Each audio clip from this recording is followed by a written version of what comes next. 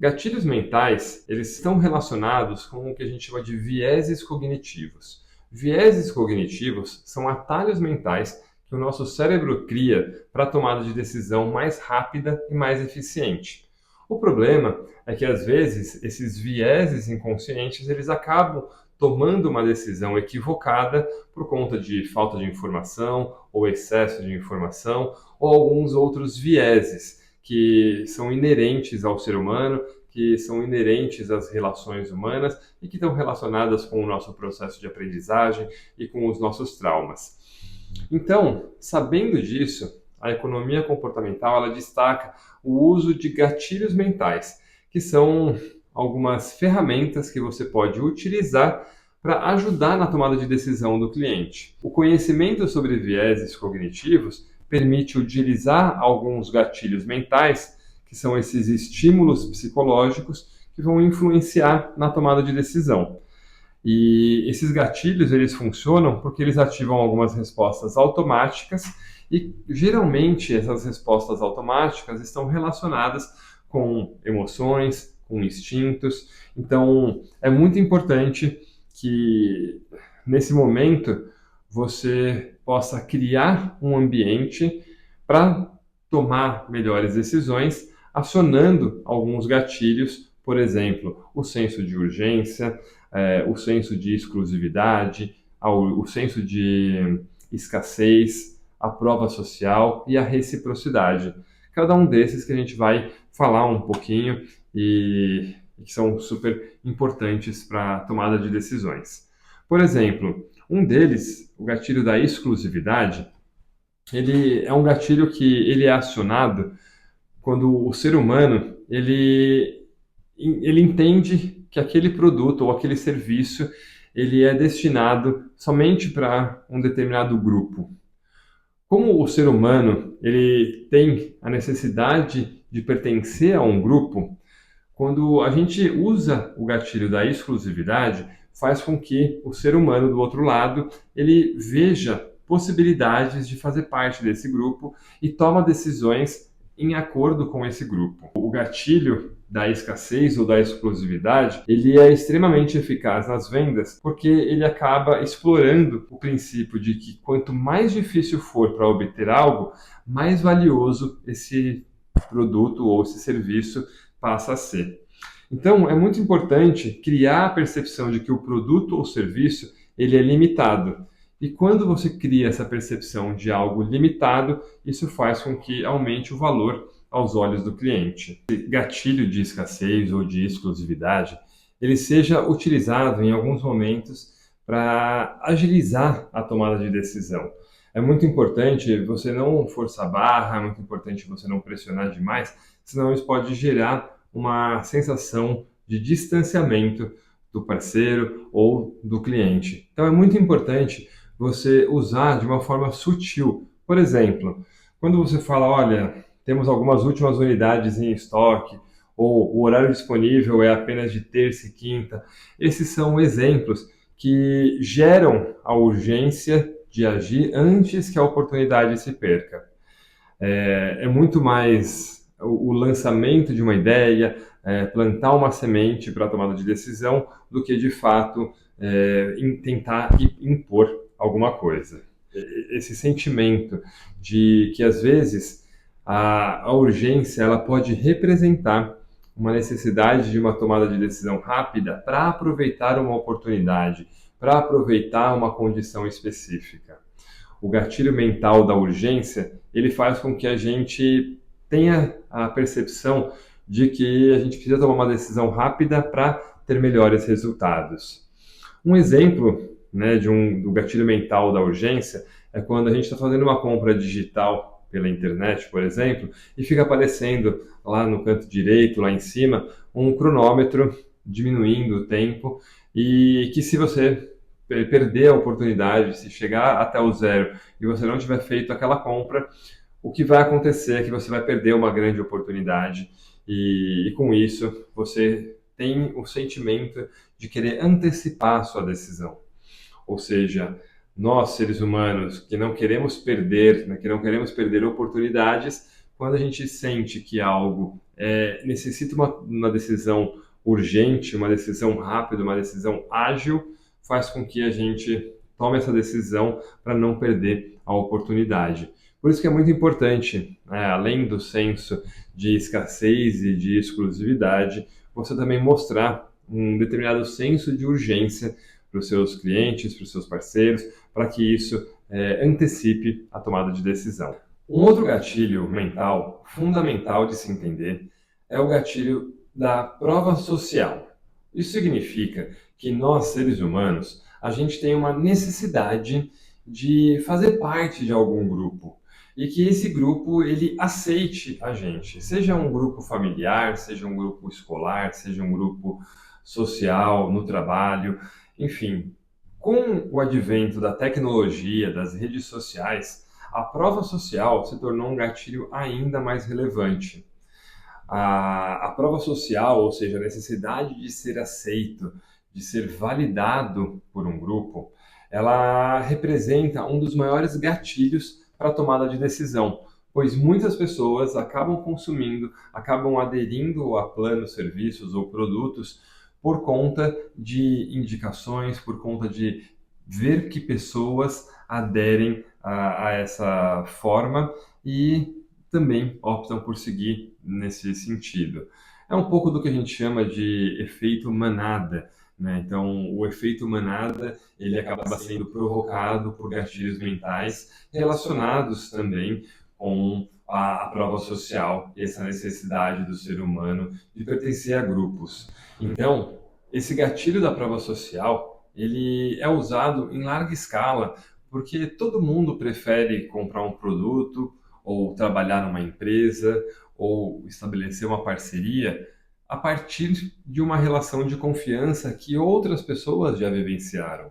Então, é fundamental que a gente crie esse sentimento de pertencimento da pessoa e que isso faça com que ele tome a decisão de uma maneira mais fluida. Por exemplo, de acordo com o Nielsen, 70% dos consumidores afirmam que as opiniões de outros clientes influenciam suas decisões de compra e o que reforça o poder desse gatilho no comportamento do consumo do ser humano. Um outro gatilho que é muito importante é o gatilho da reciprocidade. Como eu falei lá atrás, a reciprocidade ela é um sentimento que faz com que a gente tome decisões de forma diferente. Por exemplo, a partir do momento em que você cria uma relação em que você ajuda uma pessoa, o ser humano, ele por natureza, ele tem uma vontade de retribuir esse favor, seja por uma conta de aspectos psicológicos, sociais, enfim, o ser humano, ele genuinamente, ele gosta de ajudar outras pessoas. E quando ele encontra uma reciprocidade na decisão dele, ele faz isso com maior fluidez também. Por isso que é muito importante conhecer do gatilho da reciprocidade e trazer argumentos nessa lógica da negociação para mostrar para o cliente o como isso pode ser uma troca recíproca, ou como pode ser encontrado caminhos alternativos e principalmente que seja uma negociação ganha-ganha para os dois lados e que de fato a gente consiga perceber que está sendo agregado valor para os dois lados. Então, a reciprocidade, ela cria um relacionamento de credibilidade e de conexão emocional, o que faz com que as pessoas vejam a marca como interessante e não como interesseira. Eu acho que com base em tudo que a gente tem vivido no mundo hoje em dia, a gente percebe que muitas pessoas acabam sendo vistas como interesseiras e não como interessantes. E isso eu acho que está muito relacionado com a parte de você se mostrar interessado pela outra pessoa de forma verdadeira, de forma genuína.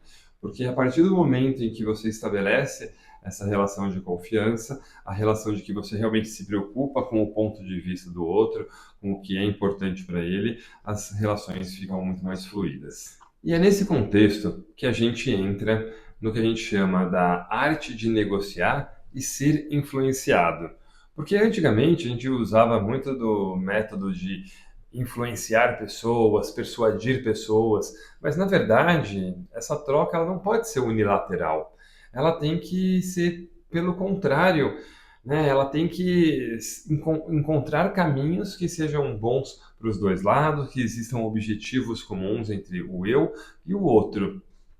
E algumas variáveis que são cruciais nessa negociação é o tempo, a informação e o poder. Ou seja, a questão do tempo, ela varia e ela impacta de várias formas a decisão, justamente porque em muitos momentos essas decisões elas têm que ser tomadas para agora, pois as consequências são de curto prazo. O outro ponto está relacionado com a informação, ou seja, a assimetria de informações que é quando os dois lados possuem informações diferentes, em níveis diferentes de conhecimento. Com essa relação tempo e informação, isso faz com que a pessoa tenha poder. E uma negociação, de uma certa forma, ela é uma troca de poderes. E claro que os poderes eles têm que ser bem utilizados, eles têm que ser reforçados da maneira correta, mas existe um certo jogo de poder que, consequentemente, também está relacionado com o ego de cada um. Por isso que é muito importante a gente entender o que é importante para aquela outra pessoa, o que ela está levando em consideração e quais as expectativas. Então, tem alguns erros, né, a gente brinca que são os 7 erros, os pecados capitais da negociação, e acho que vale a pena a gente entrar nessas 7 dicas de como não cair nos erros mais comuns. O primeiro, ele está relacionado a você se focar mais no passado do que no futuro. E quando isso acontece, isso faz com que os decisores ficam arraigados em pontos lá do passado e que não necessariamente vão contribuir para a decisão do futuro. O segundo aspecto é que as negociações elas devem partir de uma premissa integrativa e não distributiva. Ou seja, não é somente uma questão de distribuir o bolo, mas sim da gente aumentar o bolo para que as pessoas estejam integradas e que a gente consiga distribuir mais e melhor para todos. Essa negociação é super importante ter em vista essa integração entre todas as partes. Outro erro muito comum é relacionado com a ancoragem e ajustes, ou seja, quando se usa posições inconsistentes ou inflexíveis. Isso acontece quando, no meio da negociação, uma das partes está arraigada em um posicionamento e não consegue mudar. E hoje em dia, no mundo VUCA, a competência mais relevante que a gente pode falar é a questão da adaptabilidade. É muito importante encontrar parceiros que estejam disponíveis a se adaptar. Essa é uma das características, uma das competências fundamentais para que uma empresa ela possa alcançar sucesso.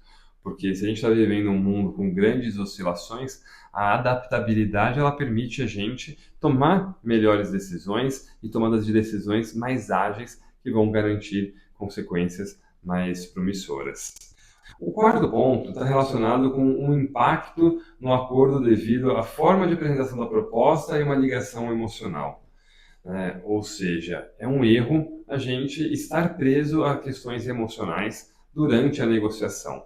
É um ponto muito importante a gente se desprender um pouco, ter uma visão um pouco mais de cima para conseguir entender que os aspectos emocionais vão levar a tomadas de decisões não necessariamente mais adequadas para uma decisão do bem coletivo. Um outro ponto está relacionado com a disponibilidade das informações. Ou seja, muitas pessoas às vezes querem guardar as informações para elas, elas não compartilham informações, não compartilham expectativas, e isso faz com que a negociação seja mais difícil, seja mais dura, a gente não tenha exatamente o caminho mais bem definido. Então, é muito importante não cair nesse erro de não disponibilizar informações, de guardar para si. Claro que você tem que ter as informações na manga, é sempre bom ter uma carta na manga para você conseguir ter uma válvula de escape, mas é muito importante a transparência. Um outro ponto, um erro muito comum, é a praga do vencedor, que está relacionado que quando a esmola é demais, é importante desconfiar do santo. Né? Nada na educação, nada na negociação vem fácil demais. Quando se está vindo fácil demais, desconfia, tenta interpretar isso de alguma outra forma, tenta entender outros riscos que podem estar associados a essa negociação. Um outro ponto é o excesso de confiança. O excesso de confiança, ele cria uma ilusão de superioridade que é muito prejudicial para a negociação, para qualquer um dos dois lados, né? A partir do momento em que você tem muito otimismo, que você acha que está muito no controle, você percebe que algumas coisas são mais complexas, que você não conseguiu analisar todas as variáveis, e sem contar no impacto que a outra pessoa do outro lado sente quando se está se relacionando com uma pessoa que se vê como superior. Então, é muito importante que na sua comunicação, seja verbal ou a comunicação não verbal, isso aconteça de uma forma sutil, de uma forma assertiva, para que ambos encontrem o resultado do que é a melhor opção para todas as partes envolvidas. Bom, partindo então dos erros mais comuns para entender quais as objeções que são mais relevantes, como elas podem ser contornadas, a gente parte do pressuposto de que objeções elas fazem parte do comportamento humano. Isso é um movimento natural criar objeções, principalmente quando você não está seguro da tomada de decisão. A ciência, ela nos diz que o processo de decisão humano, né, incluindo a objeção, ele é primeiramente emocional e só depois que ele de fato é lógico. Então, é muito importante você entender que os fatores emocionais, eles influenciam muito na tomada de decisão. E para isso, é muito importante entender como contornar as objeções. Por exemplo, os compradores eles têm uma tendência natural de se proteger dos vendedores. Isso porque existe uma percepção de que a venda ela pode ser forçada, a construção de uma parceria, dependendo da situação que você está, ela pode ser forçada a um ponto de oferecer situações não vantajosas para as duas partes. Os clientes, eles amam comprar, por exemplo, mas eles odeiam sentir que eles estão sendo empurrados para uma venda. A mesma coisa na construção de uma parceria. A parceria ela quer ter o poder de decisão de entrar nessa parceria, de escolher o que faz sentido para ela, não que ela está sendo empurrada para algum negócio que não vai fazer sentido para ela. É importante entender que toda objeção ela demonstra um certo interesse da pessoa, que apesar da negociação, né, da objeção, ela representar uma barreira, ela também é um certo demonstrativo de interesse da outra parte. Ela reflete certa confusão, preocupação, uma aversão ao risco, mas quando a gente lida com perguntas, elas não necessariamente são rejeições. Elas podem ser apenas lembrete de que alguma coisa para aquela pessoa com quem a gente está se relacionando ainda não fez sentido. E a gente não tem a obrigação de fazer com que faça sentido para aquela pessoa, mas às vezes a gente tem uma pecinha do quebra-cabeça que vai ajudar ela a fazer isso se tornar mais visível. Ela vai entender esse todo e vai conseguir facilitar a tomada de decisão dela. Então, o nosso trabalho, mais do que dar respostas, é mostrar essas peças do quebra-cabeça para que cada um monte o seu próprio quebra-cabeça e tome as suas próprias decisões. Então, contornar uma objeção não é convencer alguém a alguma coisa, e sim ajudar essa pessoa a tomar uma decisão que seja melhor para ela. Então, vamos falar agora das 7 principais dicas que a gente não pode esquecer quando o tema é negociação. Primeira dica é que a objeção não é rejeição, como a gente tem falado, e que cada vez mais tem que ser entendido que objeções, barreiras, elas fazem parte do nosso dia a dia e a gente só tem que lidar com elas, né? Lidar sobre as possibilidades que as barreiras criar para a gente percorrer outros caminhos ou superar essas barreiras e continuar seguindo nesse caminho.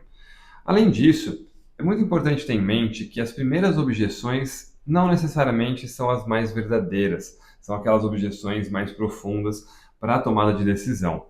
Então, se um parceiro está numa relação com você trazendo alguns pontos de objeção, tente entender se essas primeiras objeções são as mais representativas para ele. Então, como a gente falou, a terceira dica é você ter sempre em mente que a objeção ela demonstra dúvidas, né? Mas que também demonstra interesse. Então, se tem dúvidas e se tem interesse, cabe a você construir um ambiente para a melhor tomada de decisão daquela pessoa. Além disso, pessoas amam comprar, mas odeiam que vendam para elas. Quinto item, são perguntas, não são rejeições, apenas um lembrete de que algo não fez sentido. Os compradores eles foram programados para se proteger dos vendedores, para não tomar decisões de forma errada, então a gente criou algumas barreiras, a gente criou um certo distanciamento das relações. O que isso faz sentido em alguns momentos, mas ao mesmo tempo dificulta a construção de relações confiantes. O último ponto, e talvez o mais importante de todos, o item 7, que é você precisa estar super bem resolvido com o não. Não está aí, estão aí, os nãos estão aí o tempo todo. A gente tem que lidar com eles. A questão não é lidar com os nãos, a questão é lidar com o sim. Quando chegar o sim, como você vai estar preparado para influenciar e ajudar a melhor tomada de decisões. Ou seja, resumindo, o que é muito importante na hora da negociação? Primeiro, ouvir com interesse legítimo. Segundo, isolar as emoções. Terceiro, checar as informações. Quarto, fazer perguntas poderosas e interessantes. Lembra, perguntas interessantes, um repertório interessante ajuda a quebrar muitas objeções também.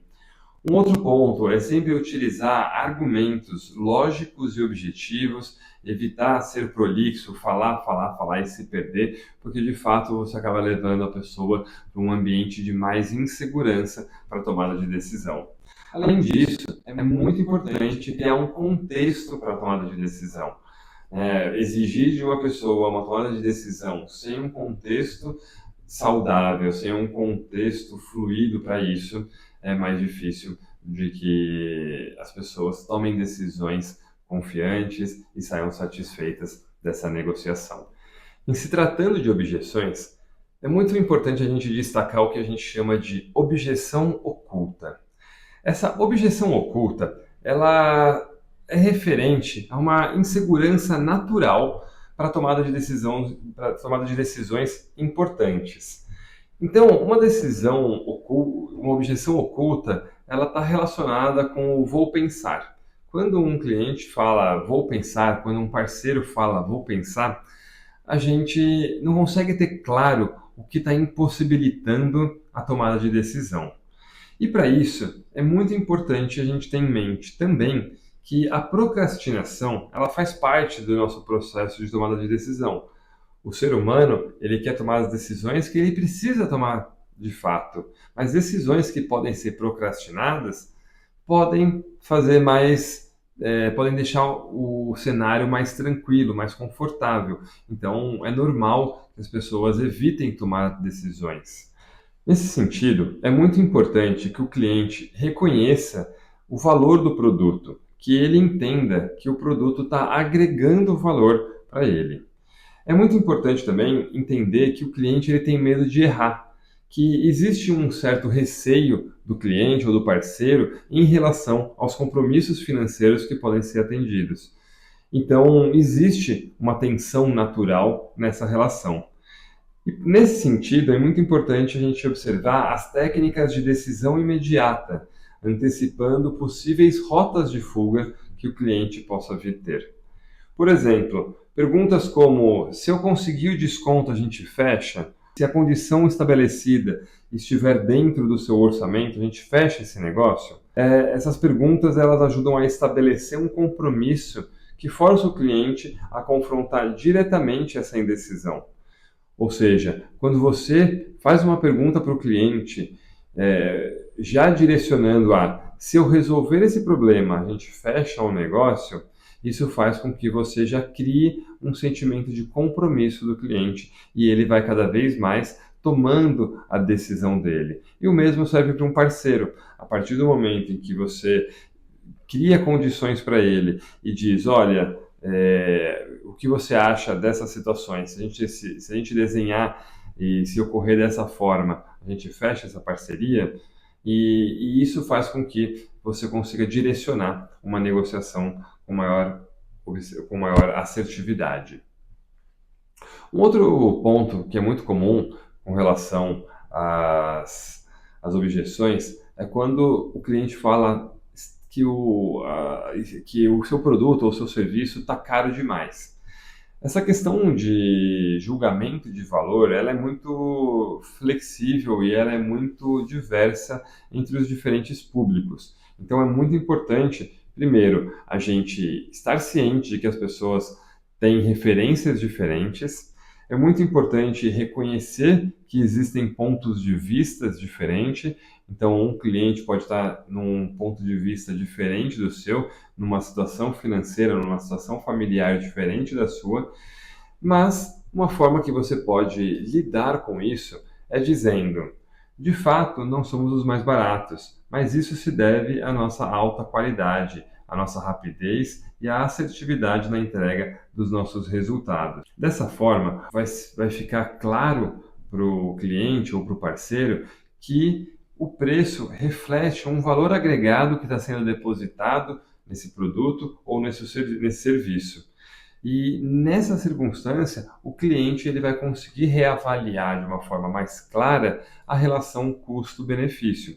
E avaliando essa relação custo-benefício, vendo que os benefícios se destacam, ele toma uma decisão mais rápida e mais ágil. E é muito importante também que se destaque o custo de oportunidade. O custo de oportunidade, quando não se toma uma decisão, também é levado em consideração na hora da tomada de decisão. Uma outra objeção que é muito comum a gente lidar no momento de negociação com um parceiro ou com um cliente é quando a gente tem uma objeção indefinida. Quando o cliente não deixou claro muito bem quais são as suas expectativas ou o que ele está buscando nessa negociação. O medo, às vezes, de não alcançar uma meta ou de ser julgado, muitas vezes trava a finalização de uma venda, de uma negociação. Por isso que é importante você entender que o cliente do outro lado também tem inseguranças. Ou seja, é uma situação de vulnerabilidade para os dois lados. O cliente, ele tem as dúvidas e os receios dele, da mesma forma que o vendedor tem os seus receios. Numa relação com parceiros, a mesma coisa. Existem os dois lados, existem situações diferentes e vulnerabilidades diferentes em cada um dos lados. O grande ponto é o que a gente pode fazer para ajudar essas pessoas a não procrastinarem, a tomarem as decisões por si mesmas, porque no fundo a decisão é de cada um. Nesse sentido, se apoiando em algumas metodologias, como algumas utilizadas na Harvard Business School, a gente traz aqui algumas possibilidades de como numa negociação se chegar ao sim, ou seja, como encontra-se um caminho alternativo que seja bom para as duas partes. Então, a partir de 4 diretrizes trazidas por essa instituição, é que é possível construir boas relações buscando o ganha-ganha. Quais são esses itens que permitem a criação de um modelo de negociação de sucesso? O primeiro é você separar as pessoas dos problemas. Esse item ele é fundamental para que a gente entenda que a decisão ela não é pessoal, ela não tem caráter emocional, mas sim ela está relacionada com o problema e com a resolução desse problema. Além disso, é muito importante se concentrar nos interesses das partes e não nas posições. As posições elas podem estar enraizadas a valores morais que não necessariamente traduzem a realidade do momento ou o caminho alternativo para que as duas partes consigam encontrar o que é mais importante para cada uma. Inventar novas opções, novos caminhos, encontrar opções que de fato sejam viáveis para os dois lados. Às vezes, se uma solução não está clara ou se ela é benéfica para algum ou um dos lados, é possível que ainda exista uma solução a ser criada que sirva para os dois lados. E por fim, é muito importante definir critérios muito objetivos para a tomada de decisão. Quais são os critérios que são importantes para mim, quais os critérios que são importantes para você e quais os critérios que vão ficar estabelecidos nessa negociação. E por isso que é muito importante sempre ter em mente que a confiança ela é o nosso maior ativo. Ou seja, a gente estabelecer relações de confiança ao redor é o que vai mostrar que a gente é uma pessoa de confiança, que somos uma autoridade no assunto, que somos uma pessoa referência, que podemos ajudar as pessoas a resolver os problemas dela. E é importante ter em mente que resolvendo os problemas dela, se a gente fala de uma metodologia ganha-ganha, a gente também está resolvendo os nossos problemas e o que é importante para a gente. Por isso que é sempre importante esse senso de coletividade e da tomada de decisão conjunta e benéfica para ambos os lados. Nesse sentido, a gente fala de uma fórmula da confiança, né? Uma fórmula matemática com o objetivo de tentar traduzir isso de uma forma mais objetiva. Então, como vocês podem ver, a confiança é uma relação da credibilidade versus a afinidade, dividido pelo risco percebido. Isso significa que a confiança em uma relação ela é construída a partir da combinação de três elementos: o histórico, a competência e a ética de cada uma das partes. A partir desses três elementos, se construa uma afinidade emocional que vai ser trabalhada sobre o risco percebido e que vai agir como um fator moderador. A confiança ela permite que o relacionamento seja direcionado para a construção de valor ao invés da proteção de interesses somente individuais. É muito importante a gente ter em mente que as duas partes precisam encontrar os dois elementos. A confiança ela é a base para a gente construir essas relações duradouras. Mas é muito importante que você entenda no seu processo de comunicação qual é o perfil com quem você está lidando. Existem alguns tipos de perfis e entendendo como cada um se comporta, as nossas decisões elas podem ser customizadas para conversar, para dialogar melhor com aquela outra parte. Então, como vocês podem observar, ao identificar um perfil comportamental de uma pessoa, a gente consegue personalizar para uma maior eficácia nas negociações. Então, no gráfico, a gente vê de um lado perfis que acima tem maior razão e abaixo maior emoção. À direita, aqueles que afirmam mais e à esquerda, aqueles que perguntam mais. Nesse sentido, a gente tem então um perfil mais analítico, um perfil mais pragmático, um perfil mais integrador e um perfil mais expressivo. Enquanto o perfil analítico ele busca a razão e ele pergunta mais, o perfil pragmático ele também busca maior razão, mas ele afirma mais do que pergunta. Sabendo dessas diferenças de perfis, você atua de forma diferente, você cria argumentos de parceria, argumentos de venda, argumentos de negociação diferentes para cada um dos perfis. O pragmático, ele gosta mais de afirmar, então você vai levar perguntas para que ele possa pensar e afirmar o que ele quer. Já um perfil mais analítico, que gosta mais de perguntar, você abre margem para ele perguntar, leva informações. Já o perfil fica mais abaixo, que a gente diz que está relacionado mais com a decisão emocional, o perfil integrador, ele também pergunta mais. O perfil integrador, ele busca entender, por meio de perguntas, qual é o estado emocional. Enquanto o expressivo, ele também tem um maior apelo emocional, mas ele afirma mais do que pergunta. Sabendo dessas diferenças de perfis, a gente entende que cada perfil pode ser abordado de uma forma diferente. Enquanto o perfil analítico ele é mais lógico, ele tem uma capacidade de análise e síntese, ele acaba buscando fatos orientados para aquela tarefa, ele pondera, equilibra, a gente entende que a motivação dele é a segurança. Ou seja, ele busca a segurança numa negociação. Sabendo dessa busca, como você cria um cenário para que essa negociação esteja num ambiente de segurança, uma zona de segurança para a tomada de decisão das pessoas que têm um perfil mais analítico.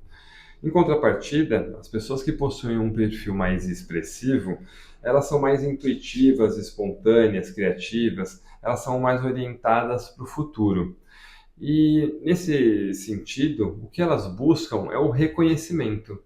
Então, sabendo que elas buscam reconhecimento, como você cria argumentos de venda ou conexões, um repertório de frases e de conexões para você se aproximar e estreitar uma relação de confiança com o parceiro ou com o cliente. Então, o outro perfil, né, além do perfil analítico e expressivo, é o perfil pragmático. É um perfil mais prático, mais objetivo, mais controlado. Ele também é orientado para resultados, mas ele tem um perfil mais crítico, determinado. Ele está sempre buscando a relação do custo-benefício.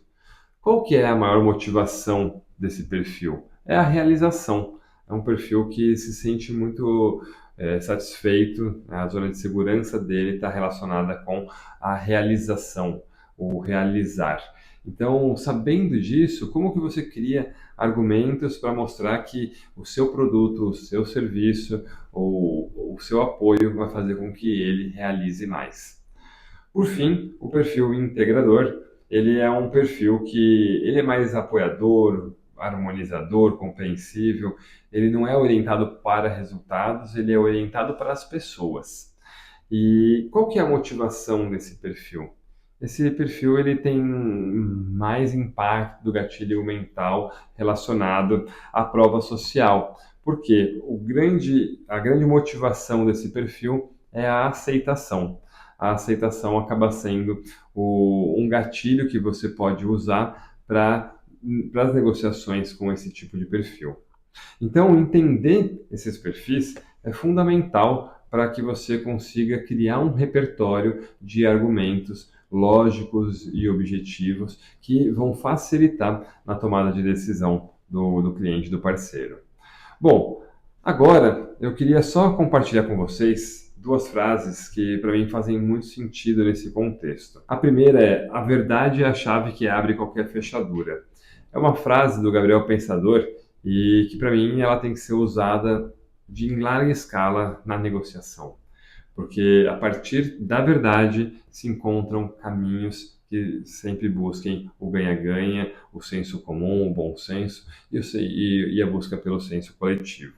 Uma frase que a gente construiu que diz: o sucesso não é construído de pessoas perfeitas, mas sim da interação, da disciplina, coragem e trabalhos extraordinários.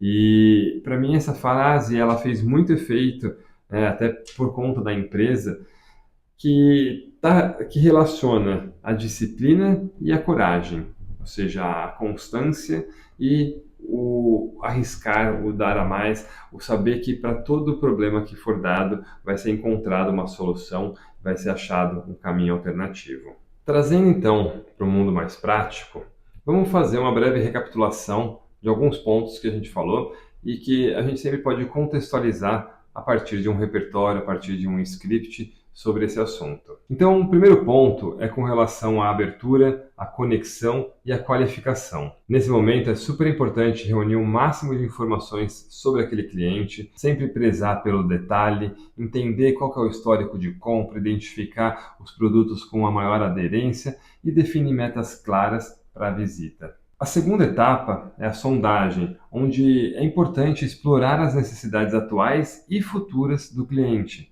É importante sondar quais os produtos estão em alta e o que ele gostaria de melhorar nas vendas e identificar oportunidades para oferecer soluções. Esse é aquele momento de escuta ativa, onde você vai entender quais as principais dores daquele cliente, quais as expectativas, aonde ele quer chegar. A sondagem ela é fundamental para entender o que o cliente de fato quer e como que você vai ajudá-lo. Depois, a importância da apresentação do produto e dos benefícios. E para isso, é fundamental ter soluções específicas que atendem às necessidades do cliente, que utilizem técnicas de storytelling e gatilhos mentais, como o que a gente falou de escassez e urgência.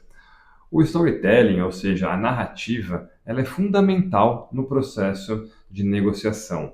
É muito importante que você planeje um começo, um meio e um fim para cada negociação.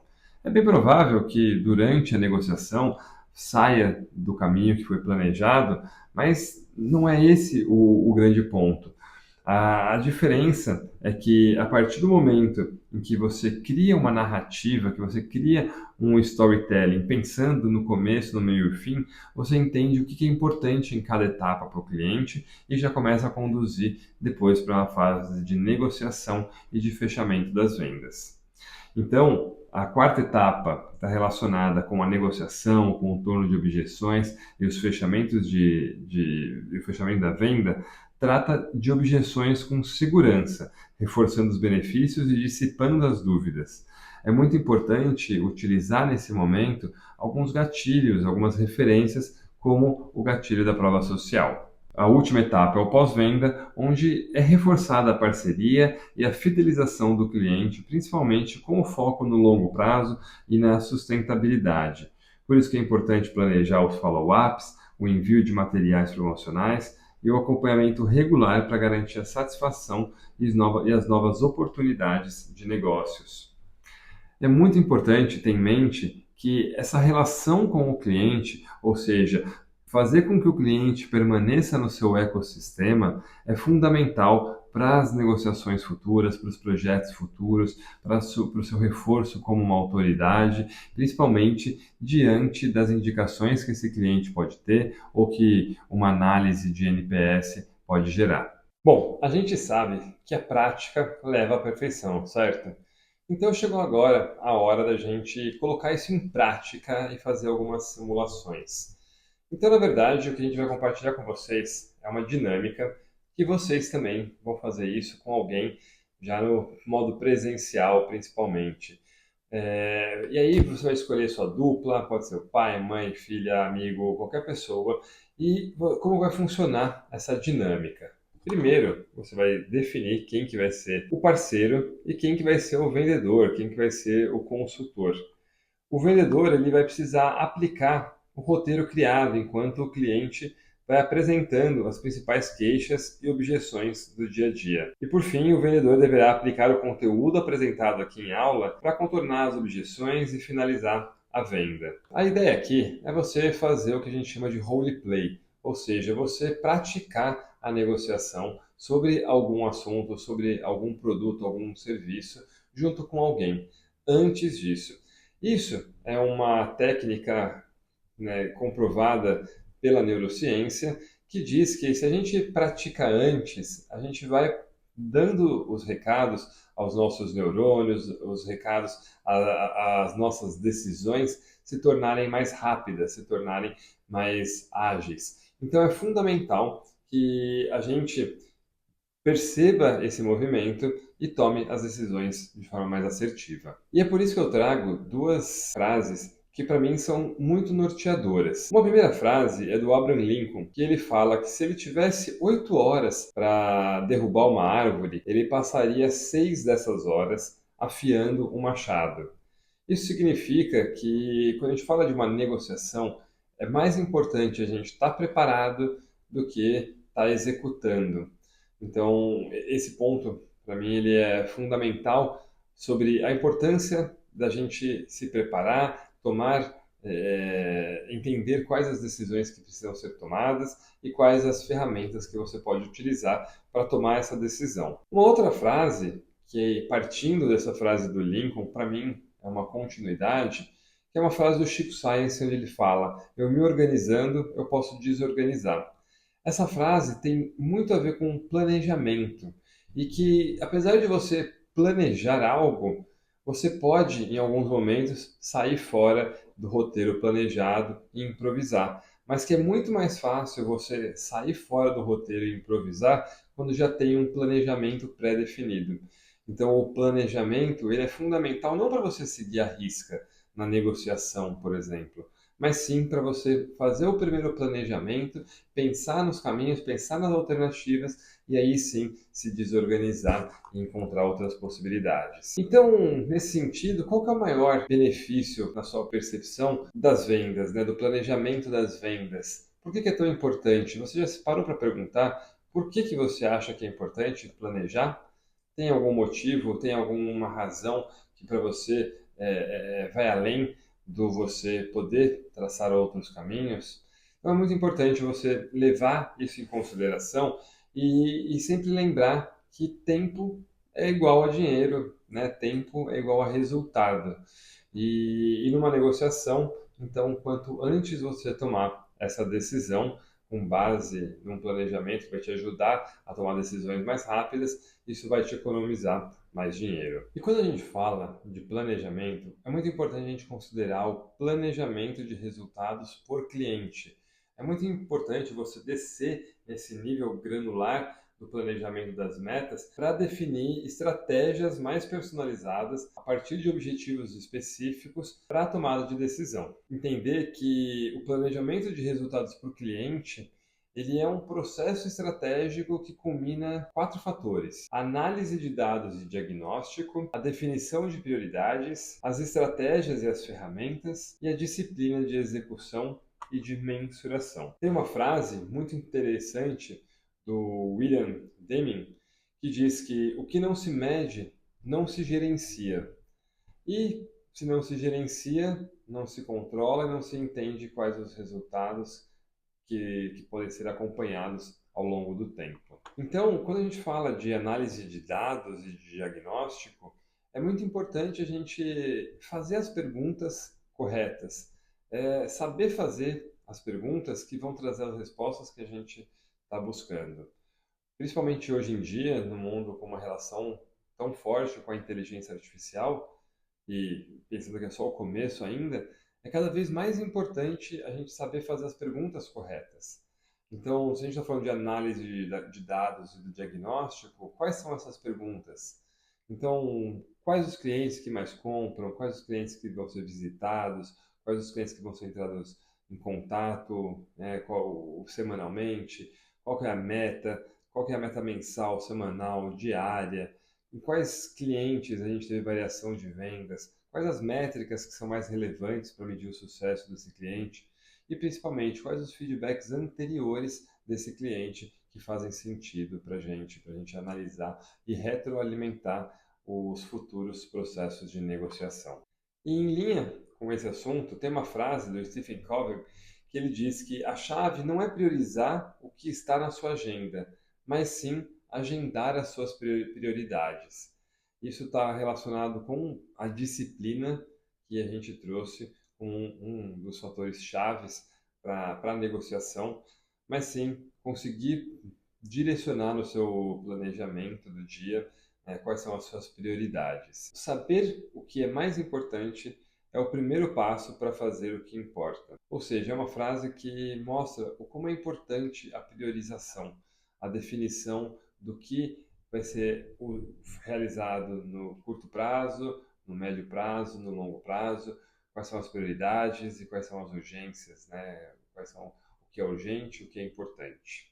Então é muito importante isso estar super alinhado com as suas prioridades e é fundamental que a gente se pergunte sempre nessa busca pelo autoconhecimento, que é fundamental na negociação, quais são os seus objetivos? Se os seus clientes eles conseguem alcançar a meta como está, como você vai priorizar as ações com base no retorno esperado e no esforço necessário? Quais as áreas de atuação ou produtos ou serviços que têm mais impacto nos resultados do cliente? Qual o mix de produtos prioritário? E, principalmente, quais os desafios ou problemas que precisam ser resolvidos com maior urgência, tanto por você quanto pela parte em que está se negociando os possíveis caminhos. E a gente já caminhando para o nosso final, é que estratégias bem definidas são o mapa, as ferramentas de venda são o veículo para alcançar o cliente. Então, nessa analogia com a estrada das vendas que a gente falou lá atrás, é muito importante que a gente entenda que as estratégias elas representam um mapa para levar o cliente até onde ele quer ir, ou seja, a tomada de decisão que ele está buscando. Uma outra frase do Zig Ziglar diz respeito a: uma estratégia de vendas eficaz começa com empatia e é reforçada pelas ferramentas certas. Isso vai em linha com o que a gente trouxe aqui, que é as estratégias de curto prazo, o primeiro contato que está relacionado com a empatia, com o acolhimento, para depois ser reforçada pelas estratégias, pelas ferramentas mais corretas, que são as possibilidades, os caminhos que a gente tem. Bom, quais são essas estratégias e ferramentas, né? Então, aqui de fato é quando a gente entra em algumas perguntas que são fundamentais para definir quais estratégias e ferramentas que a gente tem ao nosso alcance. Então, é muito importante se perguntar quais estratégias já foram implementadas com sucesso em situações semelhantes, quais as ferramentas ou tecnologias podem ser utilizadas para alcançar as metas dos clientes, se existem soluções personalizadas que podem ser desenvolvidas para atender às necessidades do cliente, quais os recursos adicionais podem ser necessários, como comunicar as estratégias ao cliente de forma clara e alinhada às expectativas deles. Então, é fundamental ter em mente, né, qual é a estratégia definida, quais as ferramentas, planejar isso para que se tome uma decisão. Tem um vídeo aqui que chama Disciplina Supera o Talento. É um vídeo que a gente vai passar só alguns minutinhos para vocês entenderem o poder da disciplina, o poder da disciplina na tomada de decisão e na nossa evolução. Homens criam hábitos, hábitos criam futuros. Comportamento número 1 que gera sucesso em qualquer área da sua vida é a disciplina. Você precisa enfrentar certas dores para você construir a vida que você quer. Nem tudo vai ser fácil. Encara essas dores que lá na frente você vai olhar para a cicatriz e vai falar: valeu a pena ter conquistado isso, valeu a pena ter feito essa luta.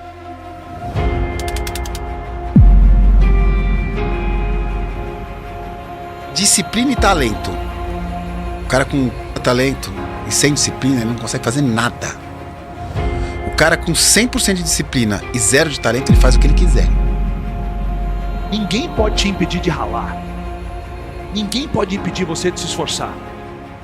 Por isso que gente que é tenaz, que não desiste, dá muito mais certo do que pessoas que são talentosas. O que é disciplina? É você abrir mão de um benefício imediato para um benefício futuro. Isso é disciplina. Só que as pessoas não fazem. Elas não abrem mão do prazer imediato para um benefício futuro. É gente que está acostumada com a satisfação passageira, porque a gente tem essa tendência a esquecer daquilo que motivou a gente buscar aquilo. Se você ficar procurando satisfação pronta, você vai acabar viciado em droga, porque é a única coisa que dá satisfação imediata. Quando você depende apenas da motivação para fazer as coisas, você vira um escravo do seu estado emocional. Se eu tô bem, eu faço coisa pra caramba. Se eu tô mal, eu não faço nada. Não é assim que funciona. É disciplina. E você tem que continuar fazendo durante um longo tempo, independente se você estar bem ou não. As pessoas costumam ter uma ideia equivocada de que o sucesso é fruto de talento. Quando você imagina que o Messi, por exemplo, ele naturalmente tem aquele dom, você esquece muitas vezes das dezenas de milhares de horas que ele passa treinando, praticando para que ele consiga ser um bom jogador. Quando você imagina que o Steve Jobs, ele naturalmente tem um talento para os negócios, você esquece o número de fracassos que ele teve, o número de tentativas que ele teve que errar, aprender e fazer de novo para que ele conseguisse chegar ao sucesso. O que acontece é que o talento, sem o esforço, ele nada mais é do que potencial desperdiçado. É enfrentar a verdade, o que verdadeiramente você quer para a tua vida, né? O que você quer para você? O que você quer para a tua vida? Absolutamente tudo começa com uma visão de futuro. Absolutamente tudo começa com uma visão de futuro. Se você não consegue visualizar um futuro atraente para você, não existe um futuro. Você não precisa de mais motivação. Você precisa de mais disciplina. Disciplina, foco, determinação. É isso que vai te levar para o sucesso. Você escolhe uma coisa e você repete essa coisa que você se predeterminou para fazer. Tem que ser disciplinado. Faça uma ação, ajuste seu pensamento, refaça essa ação. Perceba o que você fez, reconheça a sua vitória, torne isso uma atitude em hábito. O hábito vira sucesso. Esquece isso de dom. Esquece isso que alguém foi tocado por alguma coisa. Para de diminuir o esforço que as pessoas fazem. O problema não são recursos, é a sua mentalidade, onde você coloca a sua força, o seu poder pessoal. O sucesso não é fruto de talento inato. O sucesso é fruto de garra, da capacidade da pessoa acordar todos os dias e se encantar com aquilo que ela faz, se manter motivada para continuar fazendo. Em segundo lugar, que é a capacidade que a pessoa tem de apanhar, cair, levantar, aprender com essa queda e tentar de novo de uma forma melhor. Ou você está no comando ou está sendo comandado. Para tudo na vida. Ou você está no comando do dinheiro ou está sendo comandado por ele. Você está no comando das suas ideias ou está sendo comandado pelas ideias de alguém. Ou você está no comando do tempo, das tarefas ou está sendo comandado por elas. Disciplina é o nome do jogo, não é motivação. Motivação pode até ser bom para você começar, mas para você continuar, que é o que ganha jogo, você tem que ter disciplina. A repetição gera perfeição. Você chega onde você quiser com disciplina. Para que você se torne bom em alguma coisa, vai pelo menos 10 anos mexendo somente com aquilo. É esforço. É esforço, é esforço, é esforço, é esforço. Toma uma atitude, que a atitude muda o teu pensamento. E quando mudar o teu pensamento, muda quem você é. Cara, faz o que você tem que fazer. Seja consciente de que se você ainda não é bom em alguma coisa, é porque você não perseverou o suficiente. Você precisa entender de uma vez por todas que menos é mais. Você precisa se concentrar em poucas coisas e nas coisas que são mais importantes para você. O que de fato você quer. O que de fato vai promover uma mudança na sua vida. Você precisa estar focado nisso.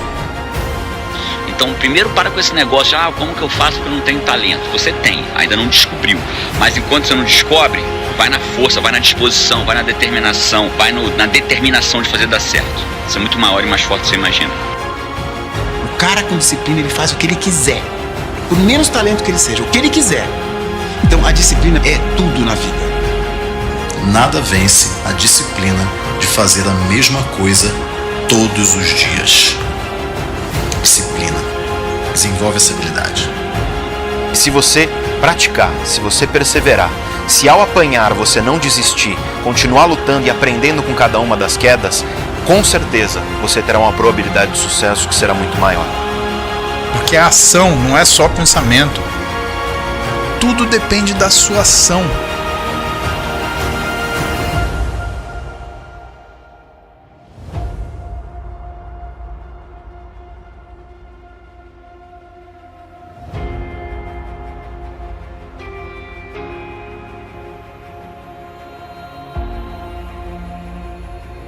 Então, em se tratando da disciplina de execução e mensuração, quais as perguntas que precisam ser feitas para se chegar às melhores práticas da negociação?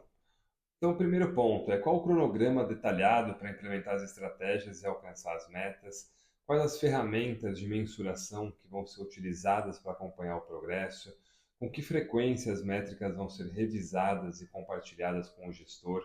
Quais critérios serão utilizados para avaliar se os resultados atingiram as expectativas do cliente?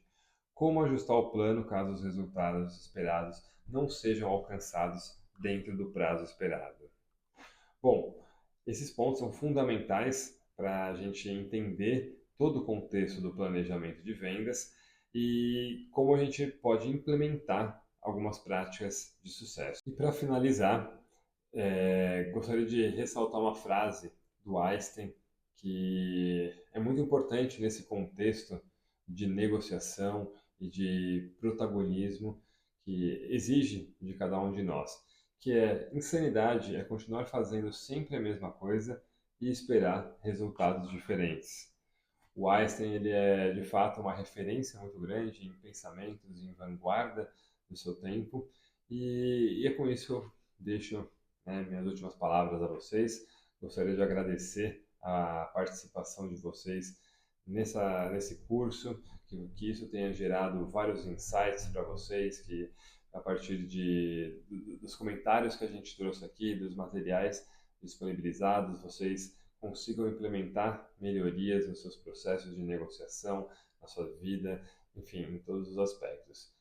É isso, pessoal.